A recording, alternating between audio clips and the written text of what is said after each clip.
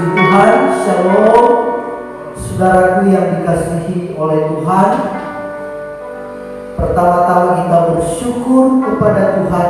Hari ini kita boleh diberikan lagi kesempatan oleh Tuhan untuk kita boleh berbakti kepada Tuhan.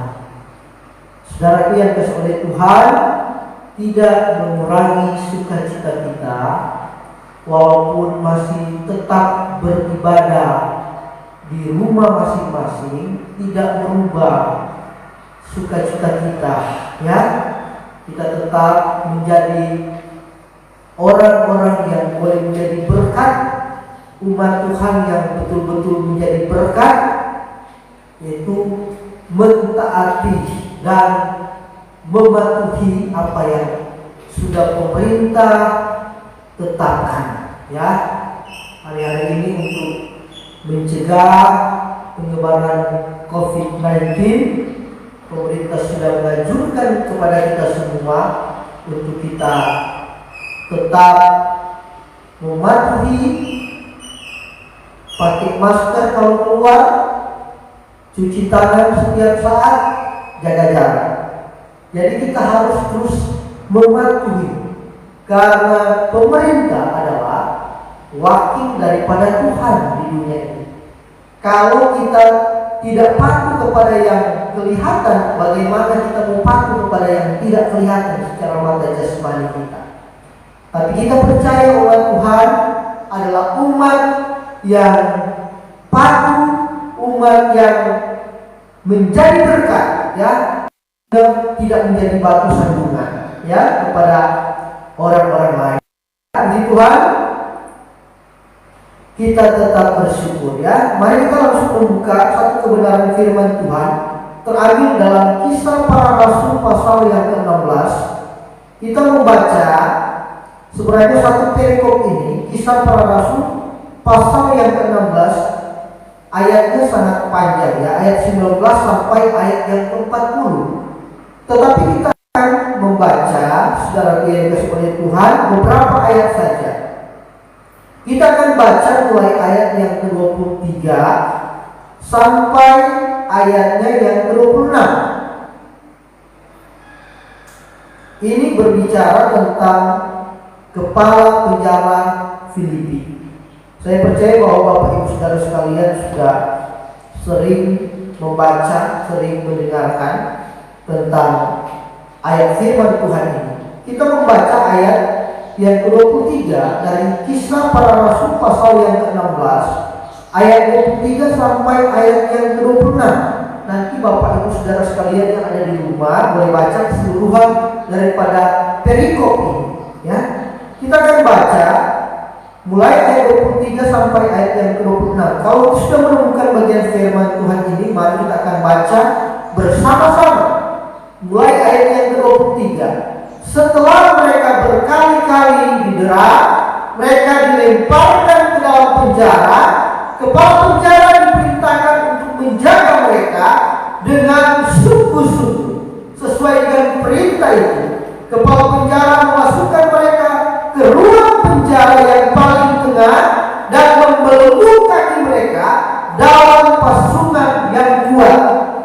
Tetapi kira-kira tengah malam, Paulus dan Silas berdoa dan menyanyikan puji-pujian kepada Tuhan, dan orang-orang hukuman lain mendengarkan mereka.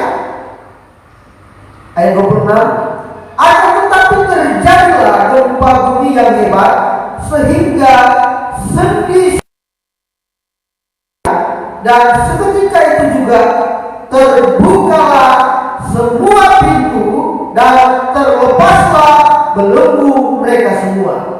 Saudara yang diberkati oleh Tuhan, saudara-saudara, tentang hamba Tuhan, tentang murid Tuhan yang bernama Paulus dan Silas, saudara, yang dipenjarakan, saudara, dipenjarakan. Kita ini Tuhan melepaskan mereka.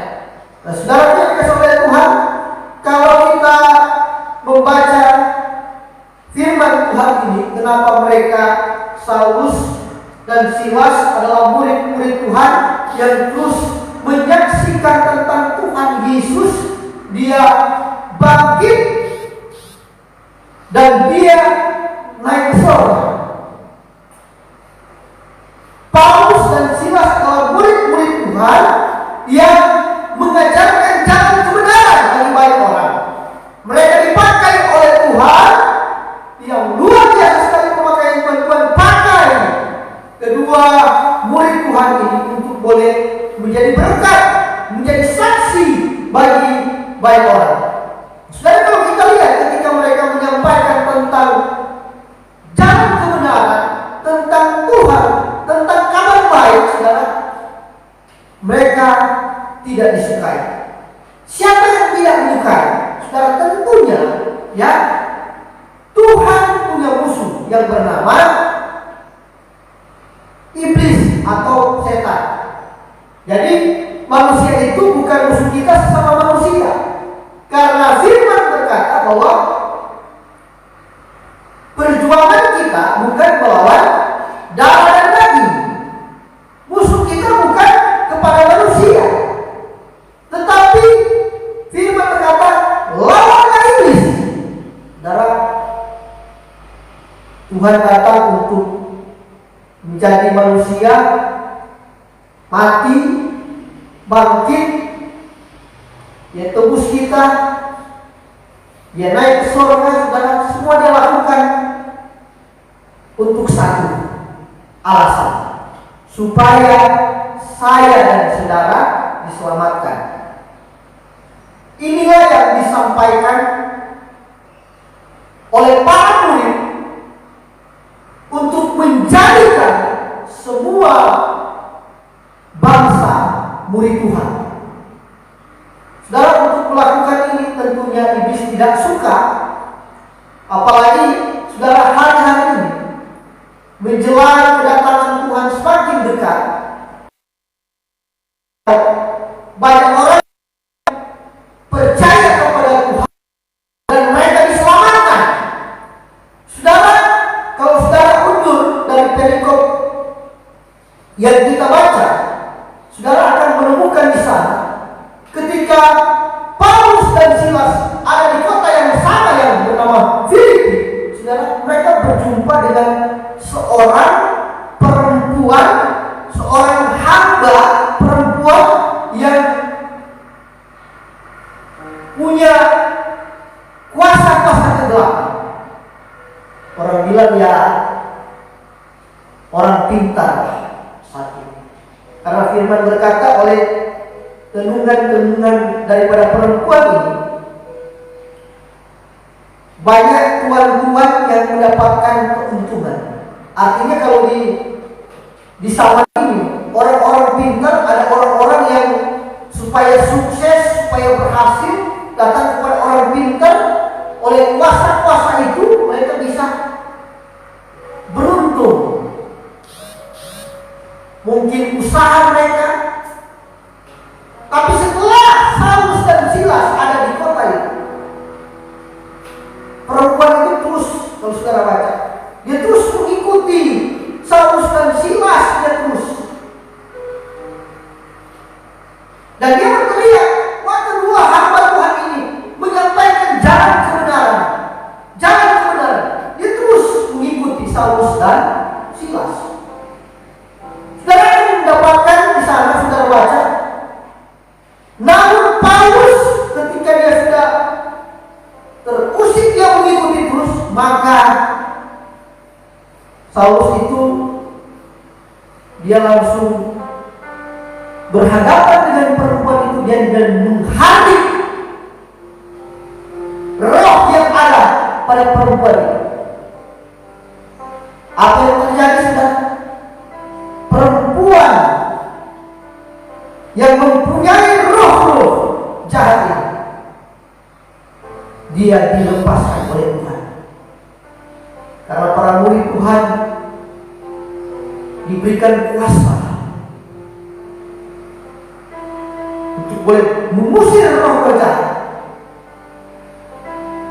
Nah, saudara, ketika perempuan ini sudah sudah dibebaskan, dimerdekakan oleh Tuhan dari tawanan roh jahat,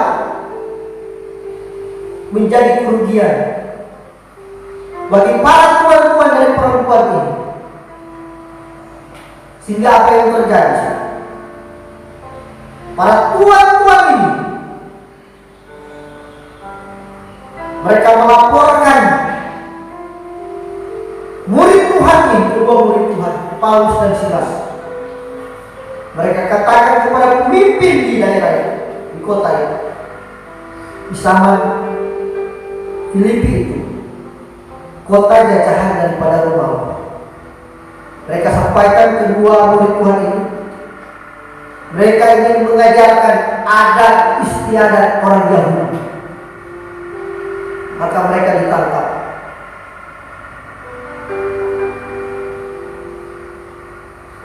Yang kita baca tadi, mereka sebelum dimasukkan ke dalam penjara, mereka dikerah, dipukuli.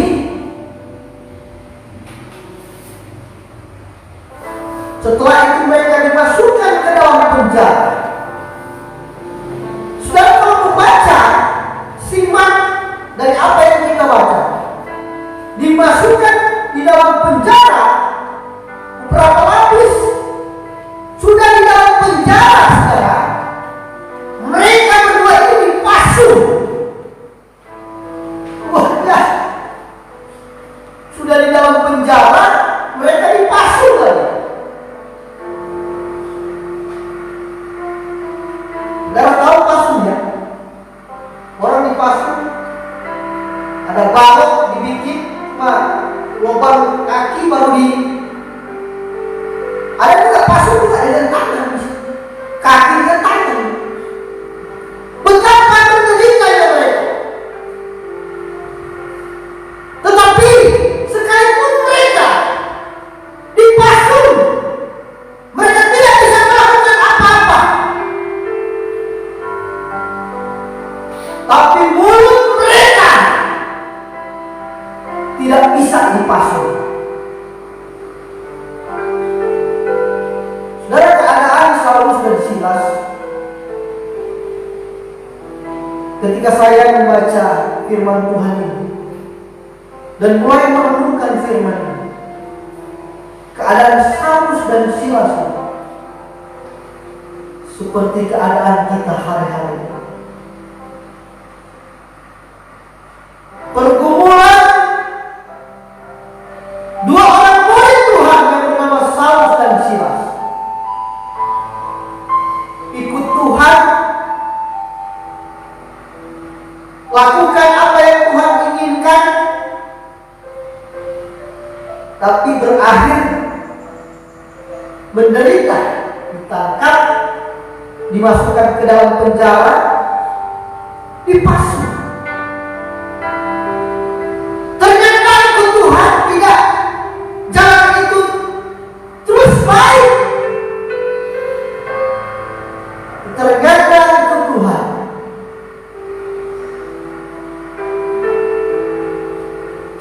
izinkan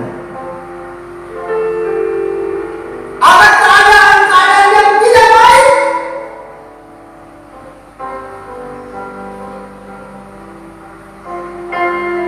Namun Tuhan tidak pernah meninggalkan. Ketika saya menemukan firman Tuhan ini, seperti keadaan kita hari-hari, setiap orang punya pergumulan masing-masing. Tapi dengan keadaan hari-hari ini mengenai pandemi COVID-19, semua orang mengalami pergumulan yang besar. Bukan cuma di Cina, bukan cuma di Italia, bukan cuma di Indonesia. Semua bangsa-bangsa mengalami pergumulan yang besar. Seperti Paulus dan Silas, mereka dipenjarakan, mereka tidak bisa beraktivitas, mereka tidak bisa melakukan sesuatu seperti yang mereka kerjakan biasanya. Ini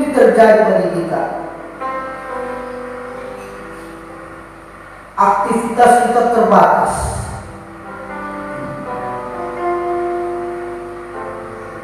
Sampai ada istilah stay at home.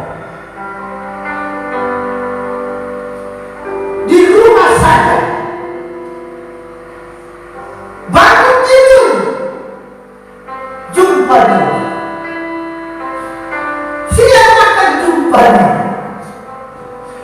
Malam sudah jumpa dia. Maksud saya jumpa istri dan anak.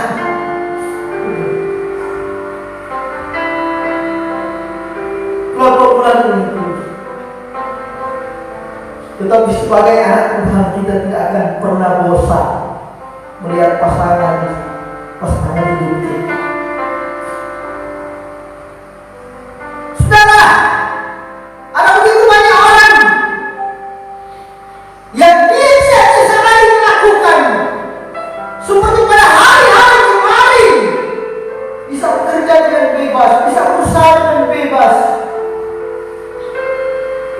Saya ingat firman ini saya renungkan, Saulus, bayangkan Saulus dan Silas sudah dipenjara di pasungan. Itu pergumulan yang mereka alami. Hari-hari ini kita semua orang mengalami.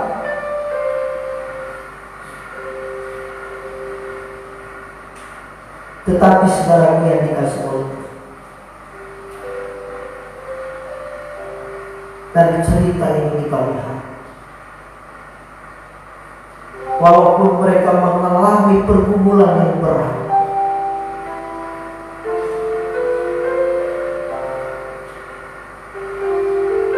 tapi mulut mereka tidak terpasung. Firman berkata, di dalam penjara itu, di saat mereka dipasung, Saulus dan Silas, mereka berdoa dan memuji Tuhan.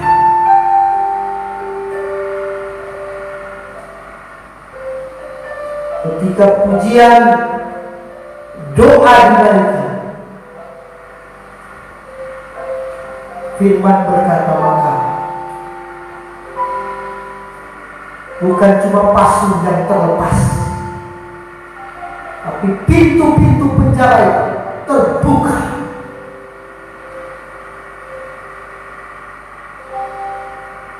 Ada kuasa di balik doa dan pujian.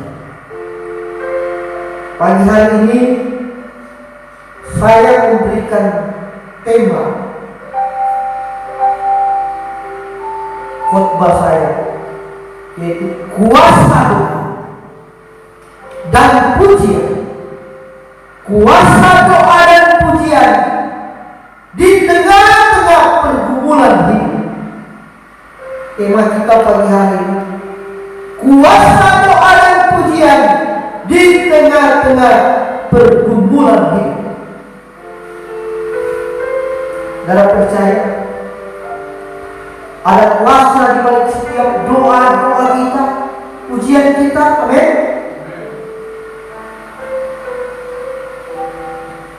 Yang pertama, kuasa doa. Firman berkata di dalam Yakobus pasal yang kelima ayat 16b. Yakobus 5 ayat 16b, firman berkata, doa orang yang benar bila dengan yakin didoakan sangat besar kuasa. Oh, saya percaya ini sudah menjadi ayat hafalan bagi jemaat Tuhan, karena ayat ini sudah tidak asing lagi. Doa orang yang benar bila dengan yakin didoakan sangat besar kuasa.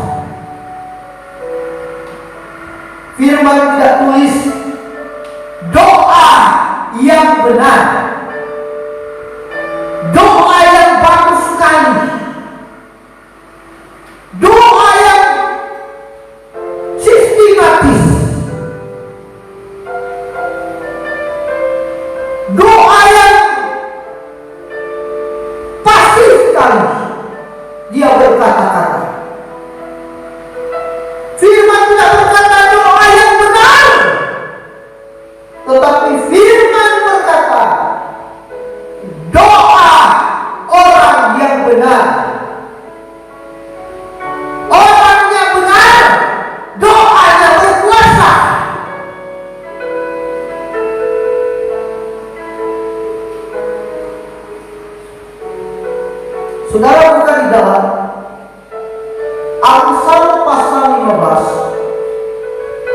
ayat 29.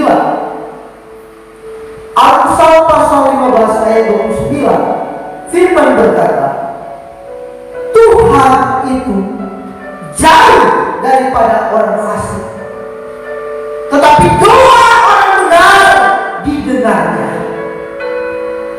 Jadi orang benar berdoa, langit terbuka,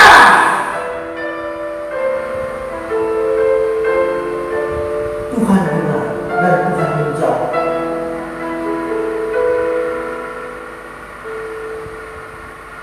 Saudara, kita akan lihat orang-orang benar.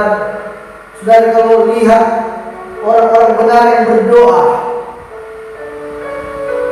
di dalam Alkitab kita, begitu banyak tokoh-tokoh yang luar biasa. Abraham,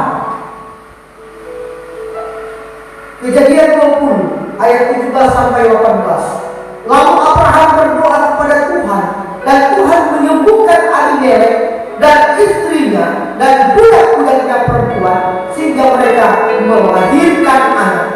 Sebab tadinya Tuhan telah menutup kandungan setiap perempuan di istana Abimelek karena Sarah istri Abraham itu.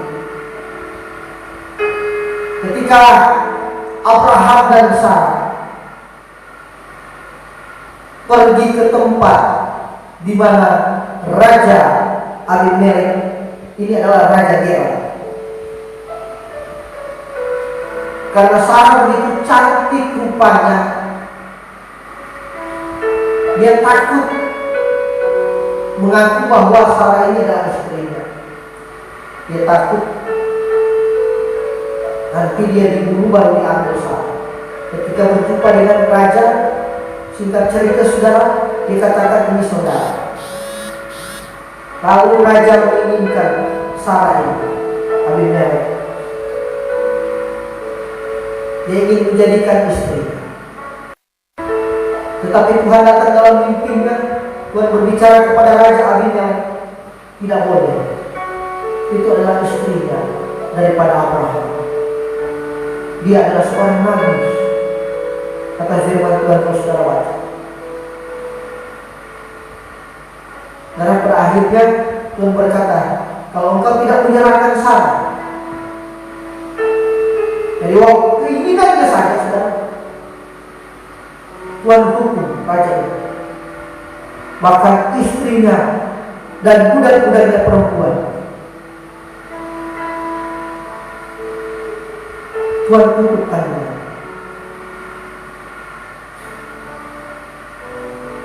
Tapi ketika Abimelek panggil Abraham dan menjelaskan kenapa kau mencelakakan aku, kau bilang dia saudara, padahal dia adalah istri. Tetapi Abraham berkata jujur, Sarah itu adalah saudaranya, satu bapak tapi lain ibu. Saudara baca. Singkat cerita, raja mengembalikan Sarah dan dia minta doa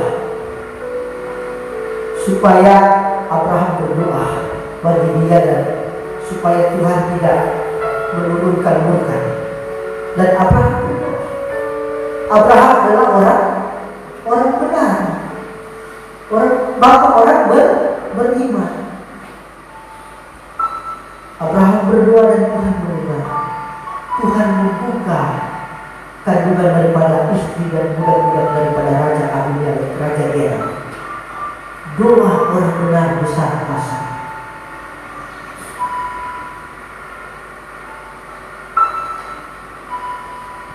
Tentang Ishak, anak daripada Abraham. Kejadian pasal 25 ayat 21. Berdoa Ishak kepada Tuhan untuk istrinya. Istrinya namanya Ribka. Ribka tidak mempunyai keturunan. Lalu sebagai suami berdoa Ishak kepada Tuhan untuk istrinya. Sebab istrinya itu mandul. Tuhan mengabulkan doanya sehingga Ribka istrinya itu mengandung. Doa orang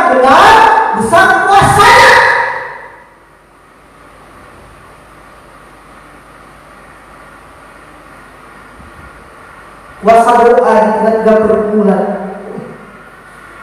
Ishak itu bergumul. Dia anak satu-satunya.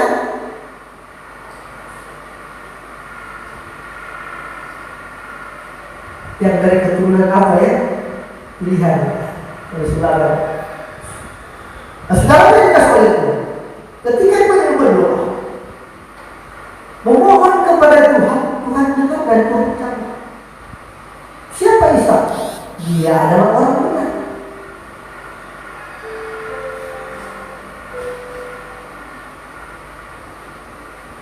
Elia yang kita baca Yakobus.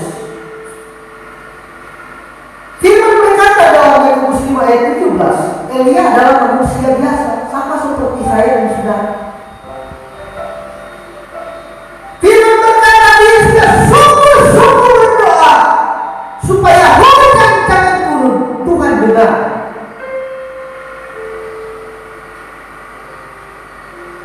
Hujan tidak turun. Selama 3 tahun dan 6 bulan. Lalu dia berdoa kepada Tuhan, minta hujan turun.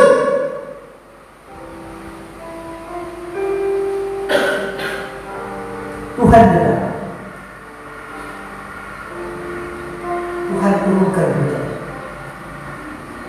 Doa orang benar besar kuasa. Kalau Elia bisa melakukannya, saya dan saudara bisa. Dia minta api turun membakar korban. Tuhan turunkan api. Didemonstrasikan lagi. Korban bakaran termasuk kayu-kayunya disiram dengan air. Tapi api Tuhan membakar.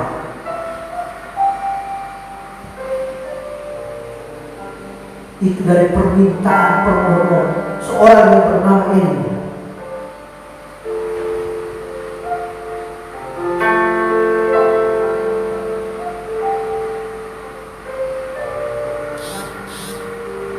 Baru Musa berdoa.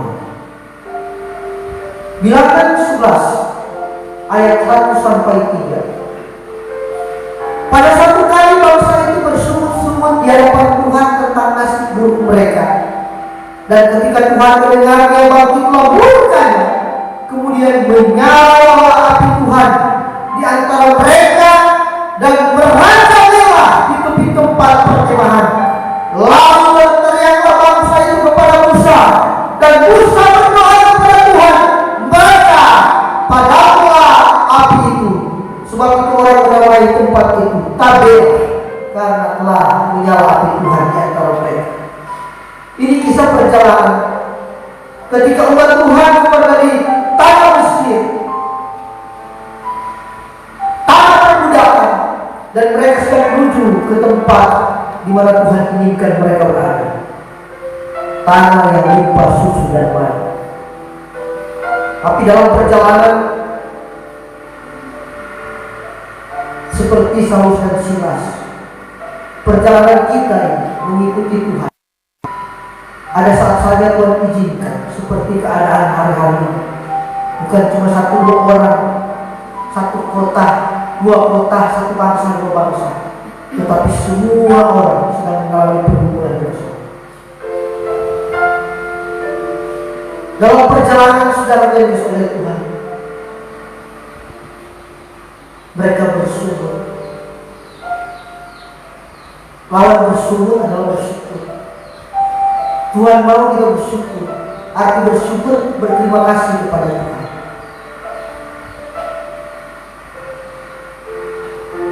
Istri Ayub pernah berkata kepada Ayub, "Kutukilah Tuhan."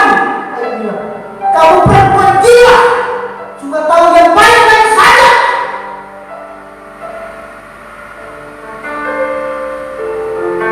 Perjalanan ini sudah. Terkadang Tuhan membawa dalam keadaan-keadaan seperti itu. Tetapi Tuhan inginkan kita menjadi umat yang bersyukur. Tuhan tidak suka bersyukur. Saudara, Umat Tuhan bersungut-sungut, Tuhan marah, Tuhan murka, api menyala.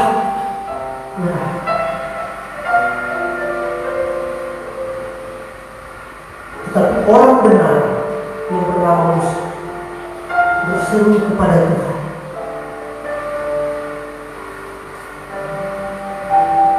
Tuhan benar.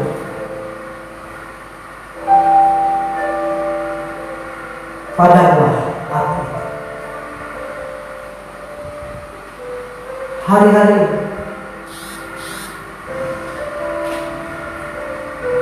bukankah kita adalah orang-orang benar? Bukankah di seluruh dunia ini ada begitu banyak orang-orang benar?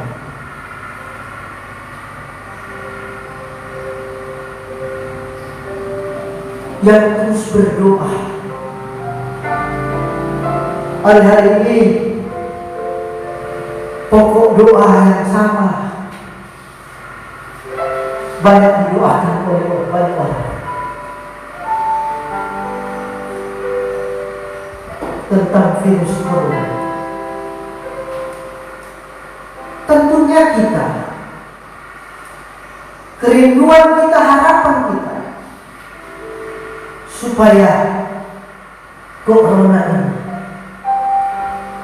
dia berhenti.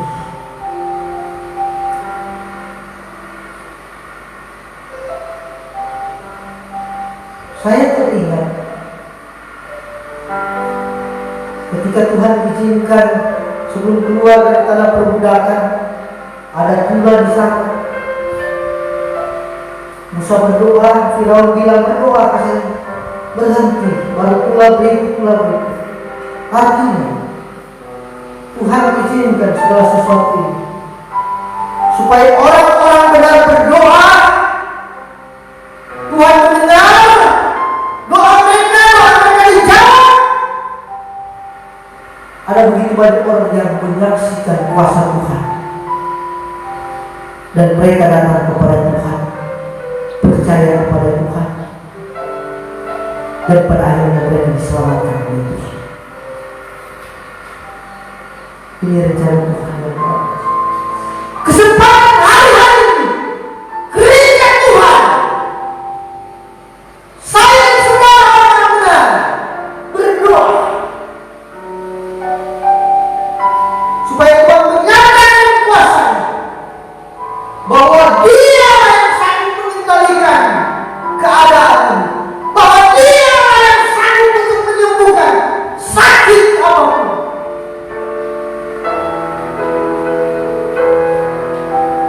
Dia memakai saya dan saudara. Siapapun engkau, yang penting status engkau orang benar, doamu dahsyat.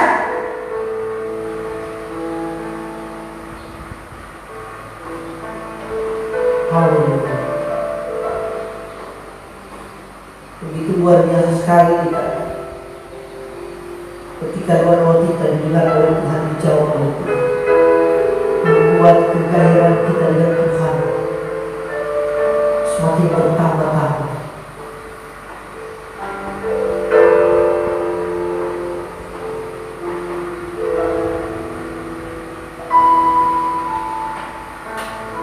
Baru yang berikut, banyak sekali saudara. Kalau saya ambil semua, tidak waktunya tidak cukup. Hana berdoa. Hana adalah siapa? Dia adalah ibu daripada nabi yang hebat yang bernama Samuel. Anak saya bernama Samuel. 1 Samuel 1 ayat yang ke-27. Ini perkataan daripada Hana. Untuk mendapatkan anak inilah, yaitu Samuel. Ini Samuel sudah ada.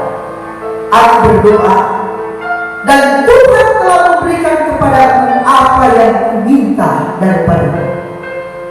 Ini doa orang benar.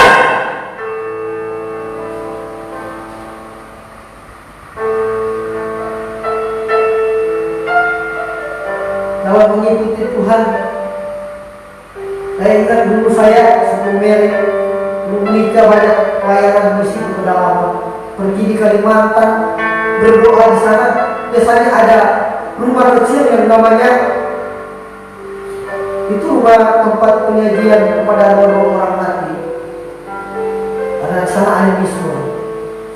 Ada rumah betang, namanya rumah betang. Biasa orang di sana yang masih ada itu taruh kopi, ayam goreng, rokok.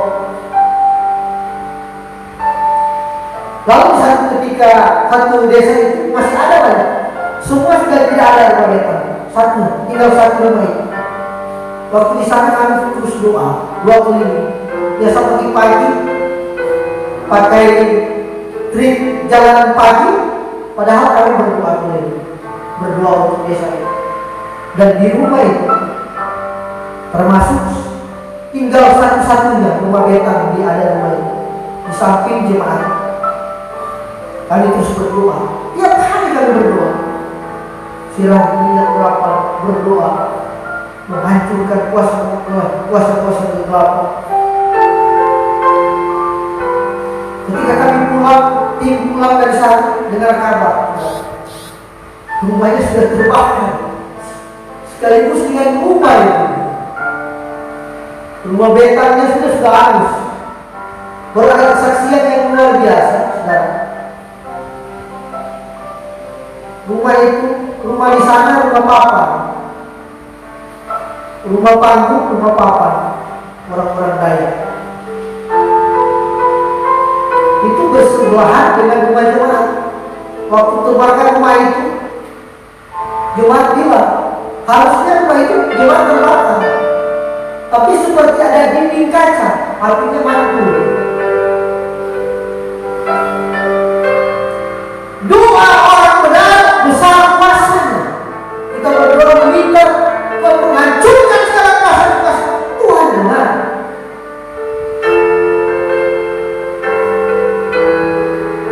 Perempuan yang punya roh terluka, Sapaulus dan Silas, pergi kau keluar kita beri kuasa. Hari kemarin ada teman pendeta telepon tengah malam, minta saya dan beberapa rekan teman 2 orang tolong, karena dia mengalami sakit. Ada jemaat yang kerasukan. Baru kami pergi 3 orang tadi. Ketika sampai di tempat itu, wah, kaget dia. Waktu di Dago ada tim sama-sama biasa pelayanan pelepasan, tapi ini lain. Tapi memang manifestasi. Baru lihat ibunya sudah mulutnya ini hitam, matanya hitam. Saya lihat, saya kaget.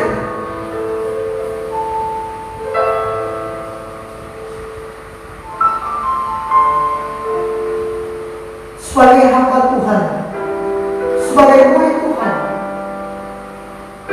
yang memiliki hati Tuhan Yesus yang penuh dengan belas kasihan, Tuhan tidak inginkan ibu itu. Dia diikat dengan roh itu. Enggak bisa dia mengalami kematian, kebinasaan. Berdoa, kami meminta kepada Tuhan. Itu di asrama sudah banyak orang yang di samping satu keluarga. Tidak mungkin kami berdoa teriak-teriak doa pelepasan. Tapi sesuai situasi dan kondisi. Dalam kamar sudah bayangkan ibu ini dipegang oleh beberapa laki-laki, tapi kami berdoa. Tidak perlu teriak-teriak dalam nama Yesus Tuhan. Keluar 2 orang benar besar kuasa. Ada orang yang teriak kuat, dalam nama Yesus keluar. Macam cara, tapi salah orang keluar. Kalau teriak kuat tengah malam, keluar. Ibu ini terbebas. 2 orang benar besar kuasa.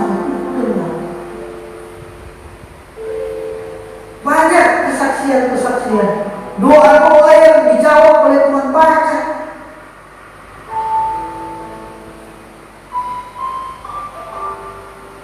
Hana, seorang ibu yang ada dalam pergumulan.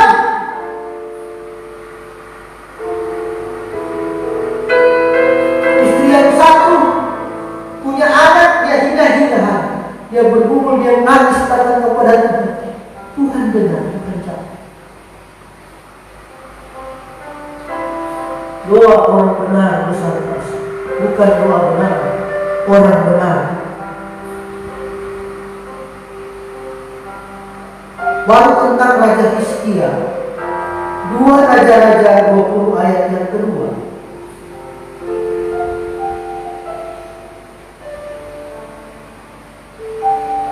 Lalu Hizkia memalingkan mukanya ke arah diri dan ia berdoa kepada Tuhan. Raja Hizkia sakit, tapi dia berdoa, Tuhan sembuhkan, bahkan Tuhan tambahkan usianya 15 tahun.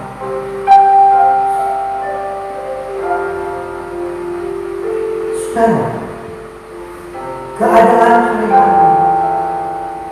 mari kita tetap berdoa, tetap berdoa, biar Tuhan menyatakan kuasa.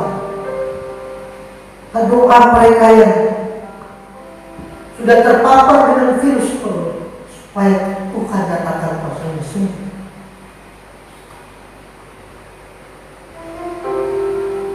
Doa orang benar besar kuasanya. Saulus dan Silas, mereka adalah orang-orang benar. Ketika mereka berdoa kepada Tuhan, pasung terbuka, pintu penjara terbuka,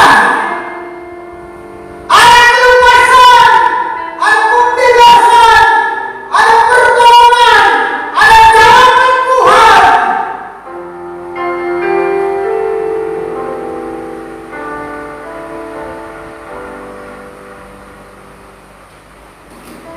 Dampak daripada pandemi COVID-19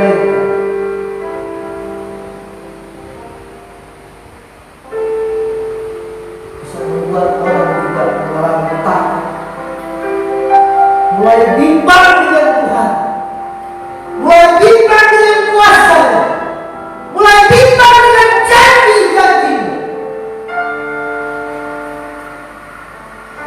Doa. Ketika kita berdoa, menyampaikan permohonan kita dengan ucapan syukur kepada Tuhan, Tuhan dengar dan Tuhan jawab.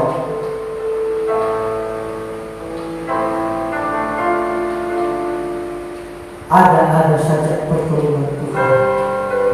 Selalu ada jalan yang terbuka. Karena kita punya Tuhan yang hebat dan luar biasa.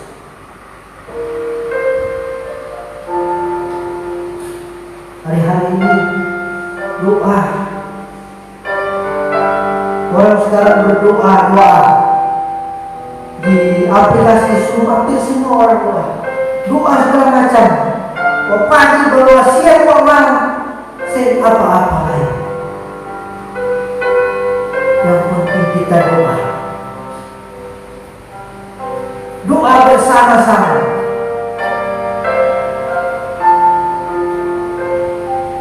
Karena doa kita, orang-orang benar, besar kuasanya, Tuhan dengar. Kuasa doa di tengah-tengah pergumulan dahsyat. Saudara, tadi kita baca ketika mereka berdoa dan memuji, para orang-orang tahanan itu dengar. Firman berkata mereka dengar apa yang dilakukan kedua hamba Tuhan ini, Saulus dan Silas. Mereka dengar sendiri, dan ketika Tuhan menyatakan kuasa-Nya, kuasa doa itu membuka belenggu-belenggu, mereka menyaksikan Itu dahsyat. Mereka melihat kuasa Tuhan yang dahsyat. Mereka dengar, mereka menyaksikan.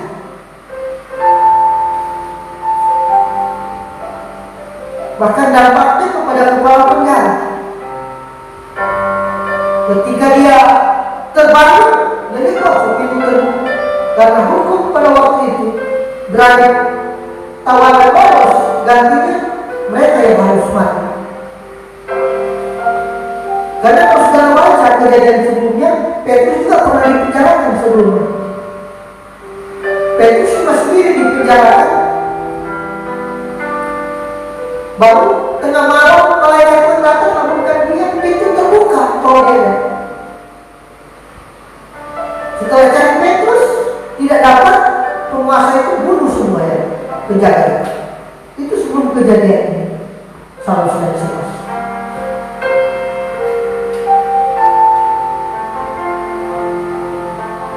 Tapi kepala penjara menyaksikan kuasa Tuhan. Ujian seorang hamba Tuhan sehingga dia memberikan diri. Apa yang harus saya perbuat? Percaya kepada Tuhan, engkau diselamatkan. Engkau dan isi keluarga diselamatkan.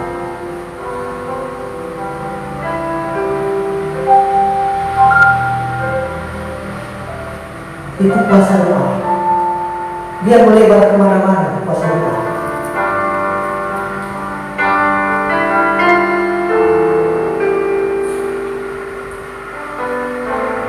Lalu yang kedua, bicara tentang pujian. Kalau kita ingat tentang Yesus ketika masuk ke kota Yeriko, memang tidak ditulis. Tuhan suruh mereka putar 6 kali, tiup sangkakala dengan tabut perjanjian 6 kali pada hari yang ketujuh. Tuhan suruh mereka, tidak dibilang mereka memuji Tuhan. Tapi ketika sangkakala pada hari yang ketujuh, ketika sangkakala berbunyi, bersorak. Ketika mereka bersorak seluruh umat Tuhan, maka tembok Yeriko runtuh. Saya renungkan orang bersorak banyak cara. Orang bisa bersorak, haleluya, ya, memuji Tuhan itu.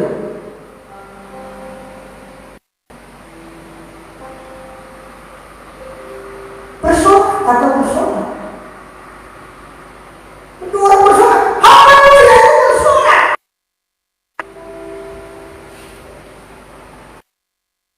Dan kalau WL bilang begini, mari umat Tuhan, mari kita bersorak pada Tuhan. Haleluya, ya, memuji Tuhan. Di balik pujian kita ada kuasa meruntuhkan benteng-benteng musuh, membebaskan mereka yang terikat.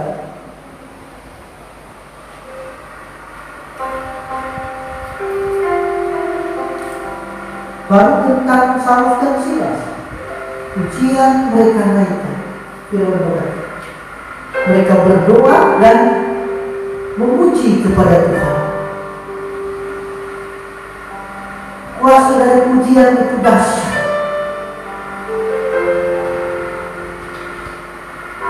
Membebaskan, melepaskan, memerdekakan.